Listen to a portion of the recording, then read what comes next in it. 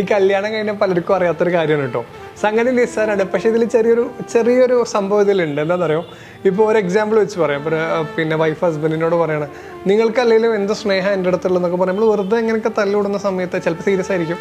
അപ്പോൾ ഹസ്ബൻഡ് പറയും, സ്നേഹം ഇല്ലാണ്ടാണ് ഞാൻ അത് ചെയ്തെന്ന്, അവിടെ കൊണ്ടുപോയത്, ഇത് വാങ്ങി തന്നെന്നൊക്കെ പറയുമല്ലോ. അതൊക്കെ വളരെ നോർമൽ അല്ലേ? അപ്പോൾ പക്ഷേ ഇതിൽ നമ്മൾ മനസ്സിലാക്കേണ്ട ഒരു കാര്യം എന്താ വെച്ചാൽ, ഈ സ്നേഹം, കെയറിങ്, ഇത് രണ്ടാണ്. ഓക്കെ, ഒന്നാണെങ്കിലും ഇതിലൊരു ചെറിയൊരു ഡിഫറൻസ് ഇതിലുണ്ട്. ഞാൻ പറയാൻ കാരണം, നമ്മൾ സ്നേഹം കൊണ്ട് ചെയ്യുന്ന ചില കാര്യങ്ങളിൽ കെയറിങ്ങിൻ്റെ എലമെൻ്റ് ആയിരിക്കും കൂടുതലുണ്ടാവുക. അതിൻ്റെ റീസൺ എന്താ പറയുക, ഓരോ ആളുകളും സ്നേഹിക്കപ്പെടാൻ ആഗ്രഹിക്കുന്നത് ഡിഫറെൻറ്റ് വേയിലാണെന്നുള്ളതാണ്.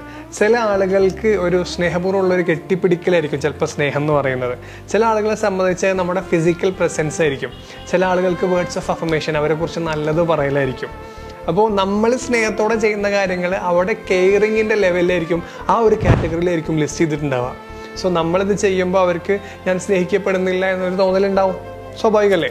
പറഞ്ഞു വരുന്നത്, സ്നേഹത്തിൽ കെയറിങ് ഉണ്ടെങ്കിലും കെയറിങ്ങിൽ സ്നേഹം ഉണ്ടെങ്കിലും ചില സമയത്ത് ഇതിനൊക്കെ ഇതിൻ്റേതായിട്ടുള്ള ഒരു സ്പേസും ഒരു പാത്രമൊക്കെ ഉണ്ട്. അപ്പോൾ ആ രണ്ട് പാത്രം ഫില്ല് ചെയ്യാൻ ശ്രമിക്കുക എന്നുള്ളതാണ്. കല്യാണം കഴിഞ്ഞ് ഇത്ര സമയമായില്ലേ എന്നൊന്നും വിചാരിക്കേണ്ട, വെറുതെ ഈഗോ പിടിച്ചിരിക്കൊന്നും വേണ്ട. ആകെ ഒരു ലൈഫുള്ള, അല്ലെങ്കിൽ തന്നെ കുറേ പരാതികൾ, ഇതെങ്കിലും ഒന്ന് ചെറിയ കാര്യം.